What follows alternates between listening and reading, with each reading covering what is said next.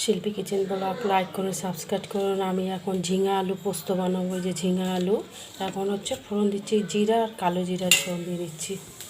পোস্ত আলুটা দিয়ে দিচ্ছি, নুন দিয়ে দিচ্ছি পরিমাণ মতো, হলুদ দিয়ে দিচ্ছি। এটা একটু সাদা সাদা হলে অসুবিধা নেই, পোস্ত তো লাল লাল করার দরকার নেই। এই অল্প দিয়ে দিচ্ছি। এবার ভালো করে নাড়বো।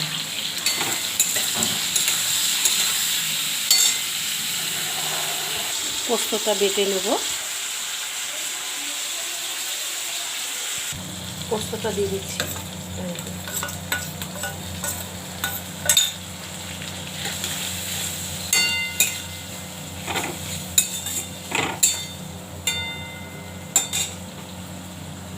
দেখুন পোস্তটা কি সুন্দর হচ্ছে, দেখুন হয়ে গেছে, নামিয়ে দিচ্ছি।